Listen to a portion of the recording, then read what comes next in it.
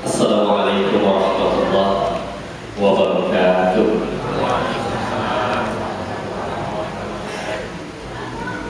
Sekali lagi. Assalamualaikum warahmatullahi wabarakatuh.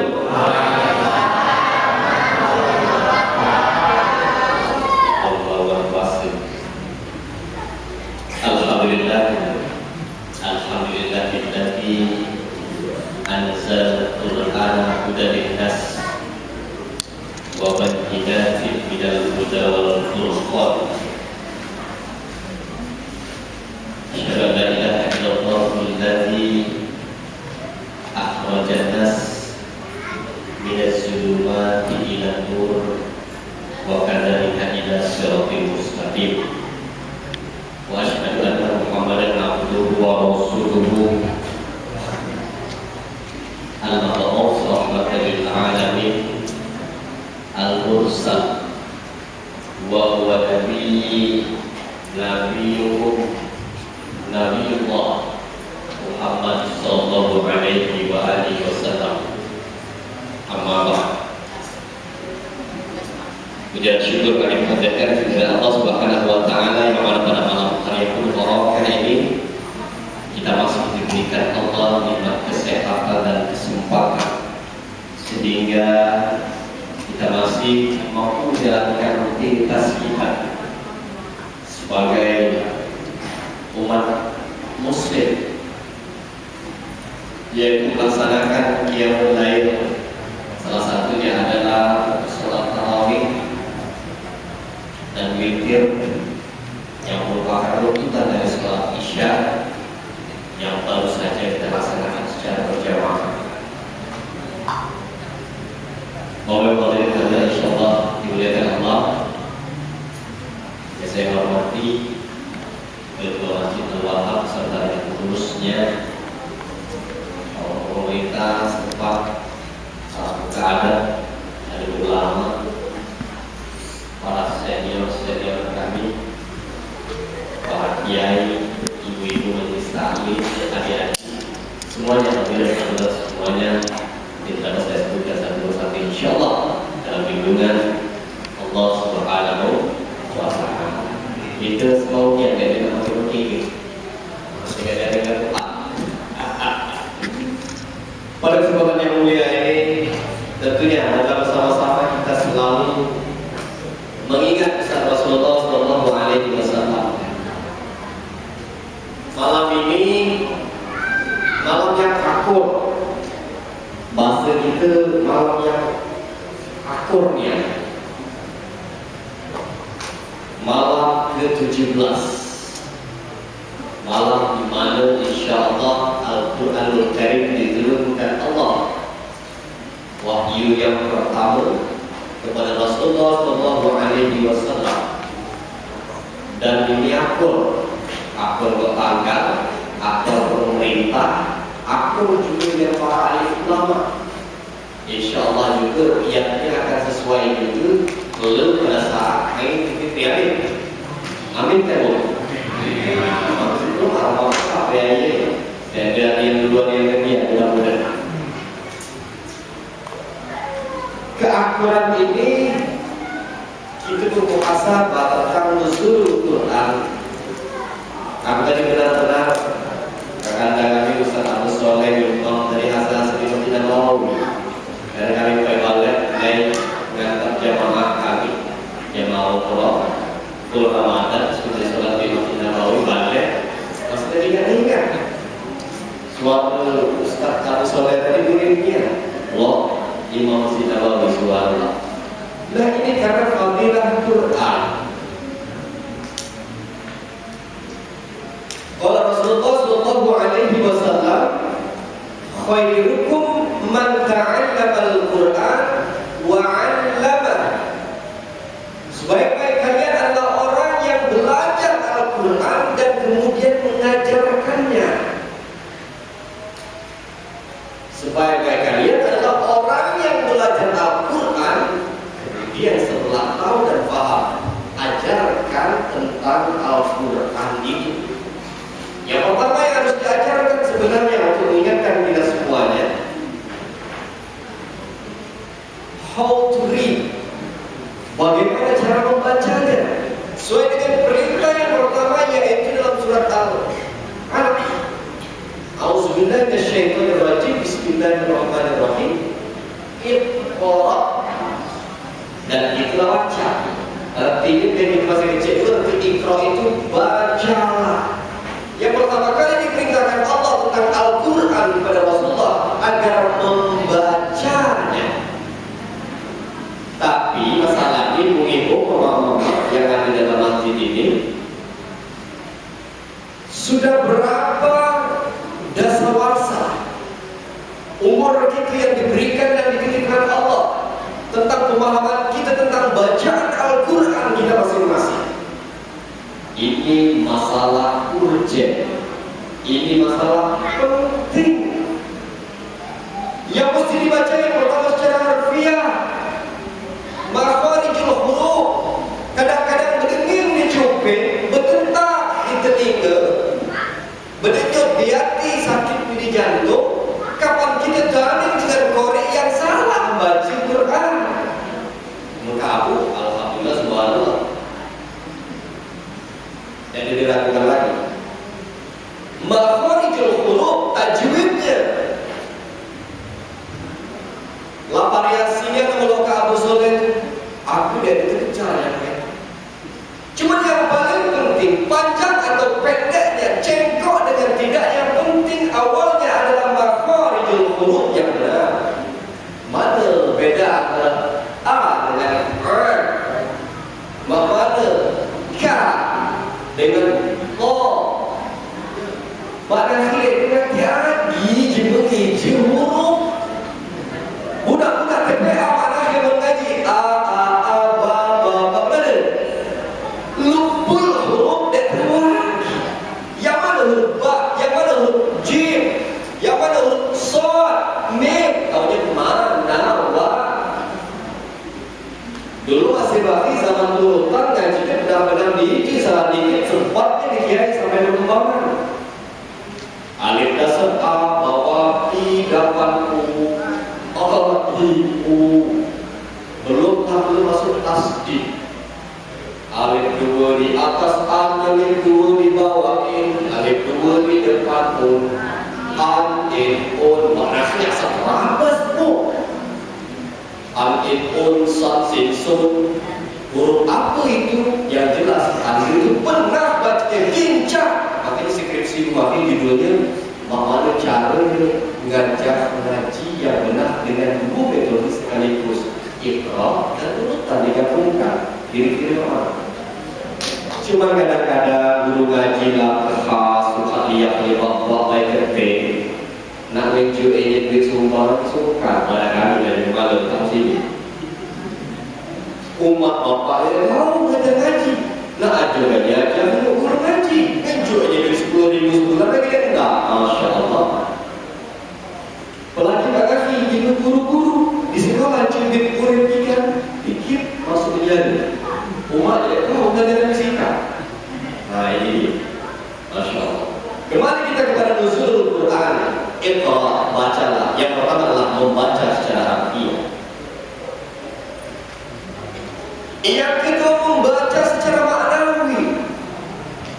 Kata bacalah ini agar benar-benar kita membacanya dengan hati. Alladzina idza dzukirallahu wajilat qulubuhum wa idza tuliyat alaihim ayatuhu zadatuhum imana wa ala rabbihim yatawakkalun. Karena kodratnya bacaan Al-Quran ini membedakan orang yang beriman dengan yang kafir. Baca Ustaz Abu tadi seorang dia tadi as-silsalah. Itu maknanya luar biasa, begitu paham. Bismillahirrahmanirrahim. Aku itu dari situ Ustaz Abu bagaimana? Idza zulzilatil ardu zilzalaha. Ketika bumi mengguncangkan goncangannya dengan dahsyat, sedahsyat-dahsyatnya, masya Allah. Ini cerita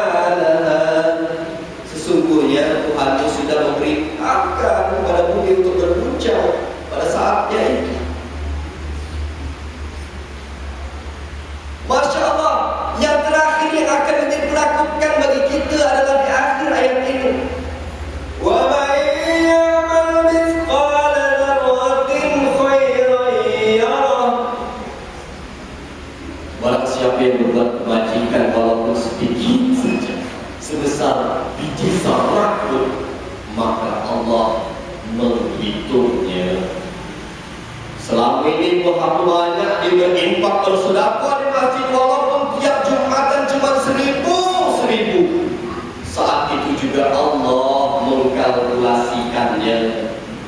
Walaupun selama ini selalu duduk di panci ilmu umat, walaupun sepatah dua patah kata, Allah juga ngitungnya, dikalkulasikan, dijumlahkan. Masya Allah. Inilah memaknai qiraat Al-Quran dengan maknanya. Saat pada asar di Masjid Nabawi di Madinah, itu syekh-syekh para imam Masjid Nabawi, ngimam itu sambil nangis, kok penyawan.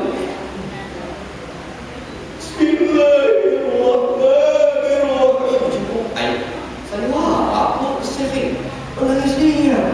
Pas kita maknai bacanya betul-betul itu siksa neraka diceritakan, Masya Allah. Sampai mengit-mengit suara sakit mengerti dengan bacaannya sendiri. Masya Allah. Makanya tadi pas Ustaz Agung menyumbang tadi, desau di sebelah Allah. Ibu-ibu, hadirin-hadirat hari ini sekalian, juga nuzul Quran yang seharusnya kita lihat di hikmah. Awal ceritanya mana itu Al-Quran diturunkan saat Iqra ma'ana al-Qari. Ditanya lagi oleh Jibril, diberitakan Iqra Muhammad ma'ana al-Qari.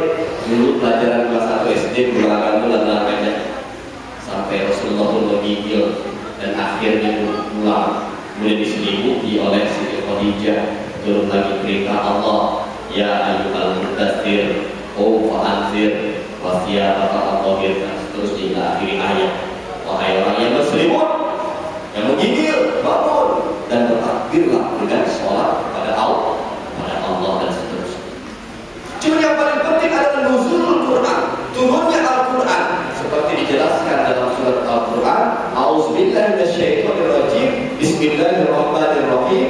Syahrul Ramadan alladzi unzila fihi al-Quran hudan linnas wa bayyinatin minal huda wal furqan.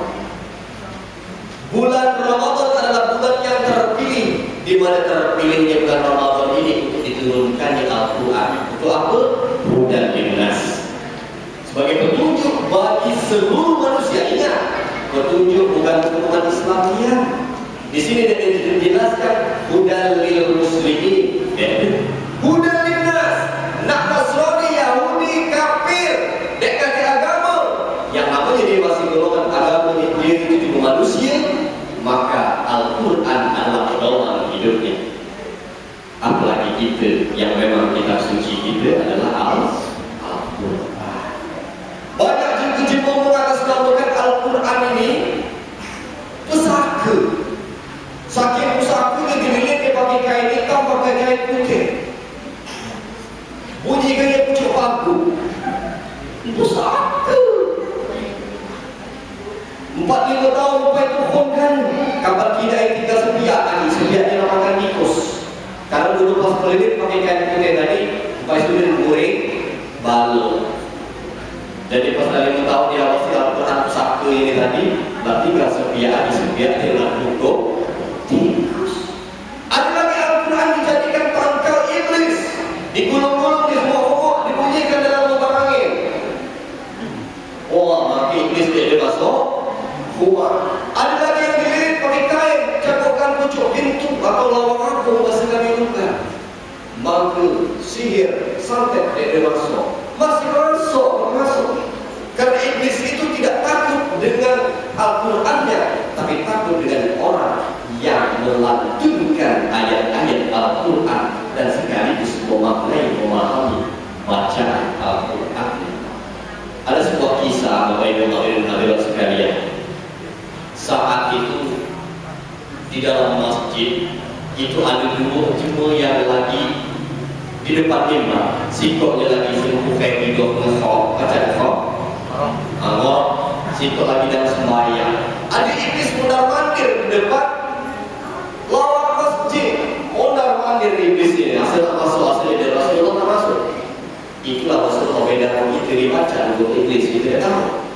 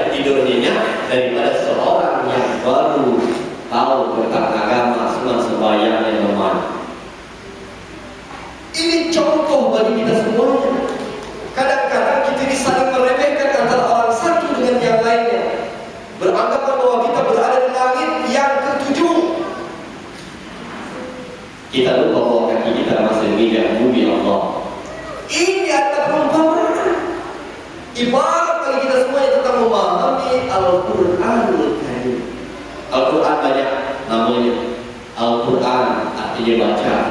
Kemudian Al-Furqan, pembeda antara yang hak dan yang batil, yang benar dan yang keliru. Al-Quran disebut juga Al-Furqan. Kemudian Al-Quran juga berjulukan Al-Haq, yang benar, yang mulia. Al-Karim juga adalah nama dari Al-Quran. Kemudian Al-Kitab, buku yang mulia, yaitu juga adalah Al-Quran. Isi daripada Al-Quran ini tidak banyak, cuma dua hal sebenarnya. Basyiran wa naziran. Basyiran kabar gembira, naziran kabar buruk. Itulah isi Al-Quran itu.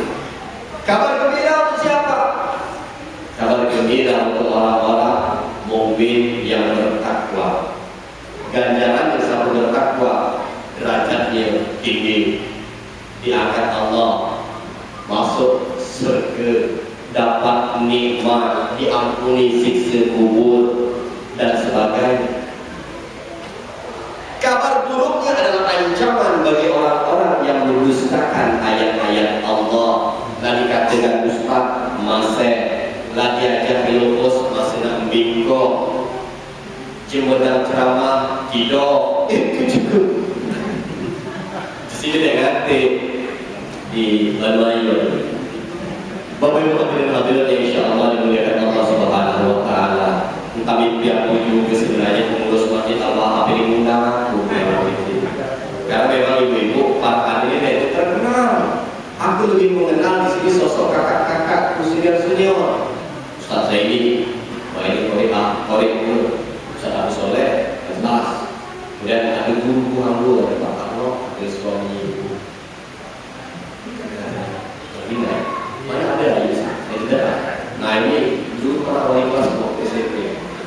Kemudian ada saudara aku seperjuangan Sabdan Juni pernah kami sama-sama mengelola di sekolah kelas. Tadi banyak yang kenal aku yang kenal dengan mereka, tapi mereka pengen kenal aku malam ini. Lagi ibu-ibu, ya, tidak perlu mendapatkan repot.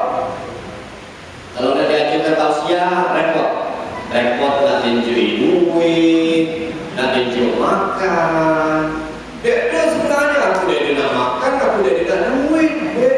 Aku pengen berbagi jadilah sebenarnya, berbagi cerita tentang aku yang baca itu, bagikan. Unzur maqala wala taksur manqala. Lihat apa yang dikatakan ala kita siapa yang umum. Kalau kecil masih muda maini bini pasiko anak pedul. Nah, jadi masih muda. Cuma insya Allah ada sedikit ilmu yang diberikan Allah berupa Al-Quran dan Sunnah yang kita pelajari dulu waktu kita masih santri di Gontor sana. Insya Allah ada yang jadilah. Kadang kita tidak salah. Mudah Ustaz harus diamplopi. Orang itu tidak iya. Karena amplop kami di kantor banyak. Isinya juga tidak usah. Apalagi mengisinya nota-nota. Nah duit. Ustaz mana yang tidak duit sebenarnya dia. Sebenarnya dia. Apalagi musim-musim lebaran ini. Sampai THR itu kalau duit. Galaknya ke air sam-sam. Galaknya cuma dia pintar. Kalau jadi berat aja. Kayak punya nggak menguruskan punya tergantung kalau minta durasinya panjang atau pendek. Kalau jam-jam hilang itu cukup.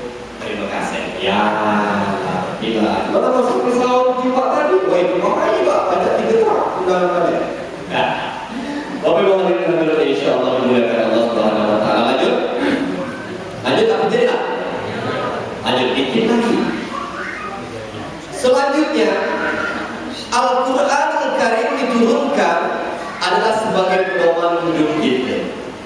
Ini Al-Quran diturunkan bacaannya harus bacaan yang benar. Kadang-kadang itu banyak disindir oleh Al-Quran yang kita baca. Ya bu, dalam Al-Quran itu bu, teke ilmu mulai kangkung lagi ada. Cari deh ilmu mulai kangkung lagi ada di dalam Al-Quran. Ilmu berkasa ada dalam Quran. Ilmu melemah ada.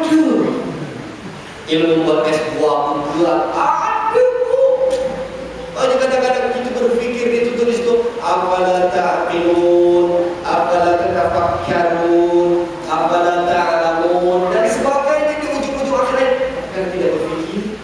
Yang pertama kita pikirkan pasal S2 ya dari Al-Quran menyindir. Oh lagi Allah tung Allah azan ustaz sabranjuri. Allahu akbar. Mau mati. Penduk maghrib kincak-kincak orang babi. Buka kapan dicicip ada semangat pagi itu. Padahal S2 nya mirip kalau yang pasal. Ngapa rupanya kurang lemah? Ngapa tidak bertanya ke Al-Quran? Ngapa mana baca dengan jualan gibik yang di pasar rumah? Surat apa? Bapak ada bunyi. Fas'alu ahla zikri in kuntum la ta'lamun. Tanya ke ahlinya, ya Tuhan, kamu boleh tahu. Masa kuah kilo, dia apa ada rumah? Mama nak guna tangan, ya kau coba baca kuah kilo.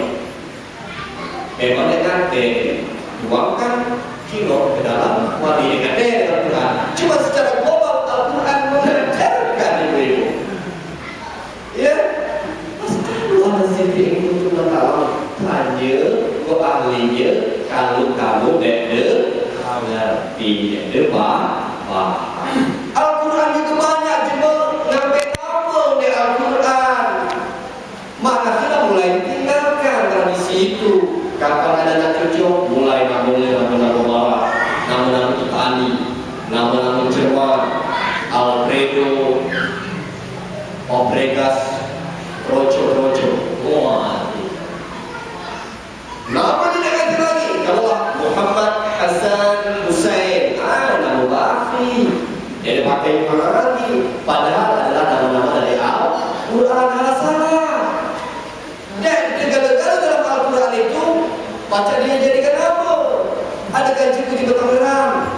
Nelpon malam-malam yang sebelah. Assalamualaikum Ustaz. Waalaikumsalam. Ada kabar gembira Ustaz. Alhamdulillah. Dan mulai kabar gembira. Aku baru saja dapat putra yang pertama. Alhamdulillah. Laku jual apa Ustaz? Cinta Ustaz. Pasti kenakan. Ujikan dulu dengan ceramah. Ambil di Quran. Oh, apa siapa cinta cik? Namanya Syaitanir Rajim. Wah, ya Allah, kenapa namanya setan yang terkutuk? Kesian juga anak-anaknya. Mak kalau kita sekolah, absen dengan guru. Syaitanir Rajim. Kapan diajak main gam oleh kancil ini bapaknya mana? Wah, mama setan untuk orang dan bapak setan. Karena namanya Syaitanir Rajim. Alhamdulillah. Jadi itu nama itu tidak harus naik Quran. Kapan sampai lukul Quran salah ditambahin sampai kamu tulis. Nah, iya. Bapak Ibu alhamdulillah insyaallah dimuliakan Allah Subhanahu wa taala.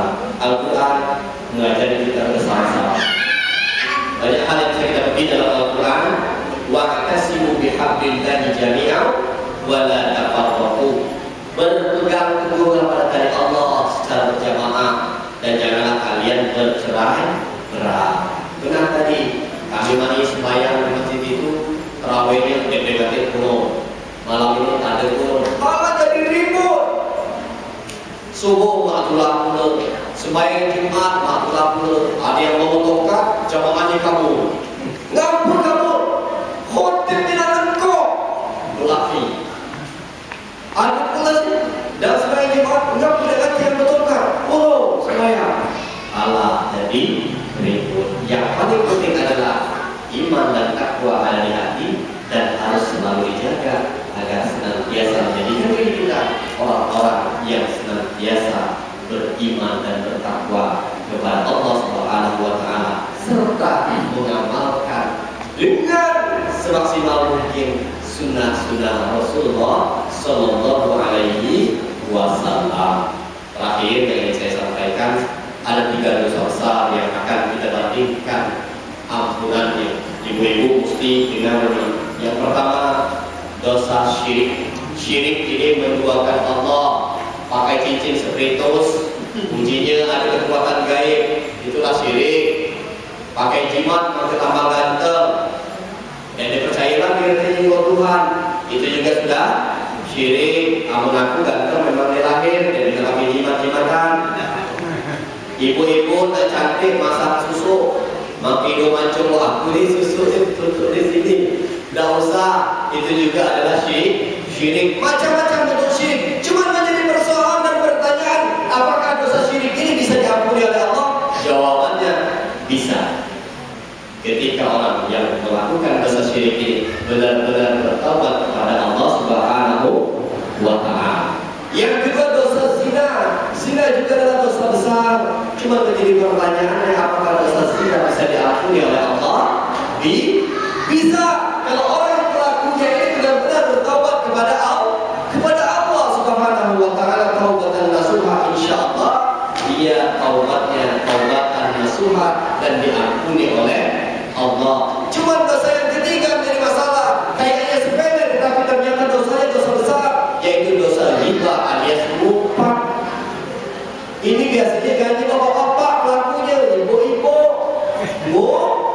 ngumpat, gunjing, bongkar air bukan, celuruhan dan sebagainya, lebat fitnah dan sebagainya. Ini gawian ibu. Apa nama bapak-bapak yang lain itu? Berarti ibu-ibu bapak-bapak itu mulutnya mulut betina, wajar disunatkan diletak tiga, maka jadi betina wajarkan kalau upah. Nah, betina lah itu namanya. Nah, ibu-ibu dosa ini, dosa yang ketiga ini, dosa riba ini adalah dosa besar. Apakah dosa ini bisa diampuni oleh Allah? Jawabannya Allahu a'lam bishawab, kemungkinan tidak bisa. Ngapa aku tidak dinakuti? Karena sudah ada contoh yang dicontohkan oleh Rasulullah. Dosa ini kata Rasulullah tidak bisa diampuni. Kenapa? Selama orang yang digunjingkannya, selama orang yang dibongkarnya aibnya tidak memaafkan dia, maka Allah belum akan mengampuni dosa orang itu.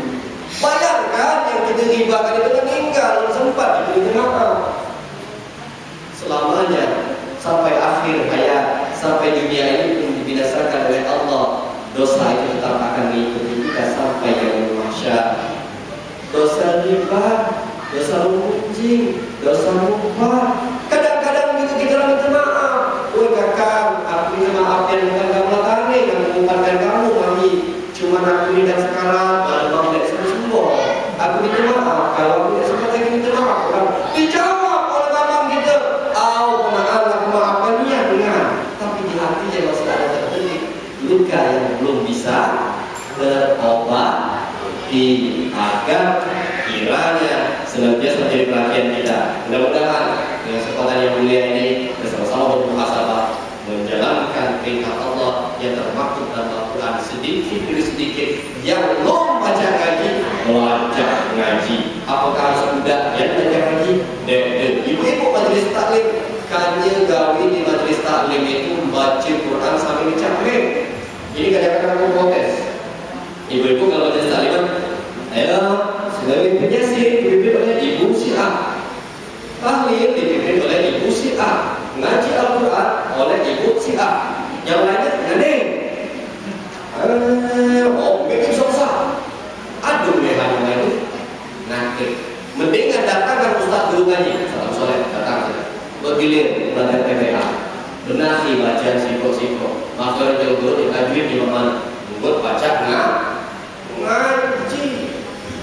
Ada sudah itu seumpatan antara itu lah. Siapa yang lupa ini? Yang ngaji tadi yang lupa ini. Ini saya juga jadinya. Mafia kulipannya. Sudah majelis taklim nggak tertulis. Mudah-mudahan tidak terjadi dalam majelis taklim di sini. Dan ini hal-hal kecil yang menjadikan dosa besar. Saja yang saya sampaikan. Mohon maaf atas segala kekurangan dengan segala keterbatasan saya. Saya sadar bahwa ini semuanya adalah dari Allah dan ilmu ini adalah ilmu dari Allah. Kekurangan dari saya dan kebenaran adalah mutlak dari Allah Subhanahu wa Ta'ala. Saya sudah berucapkan billahi taufiq, Assalamualaikum warahmatullahi wabarakatuh.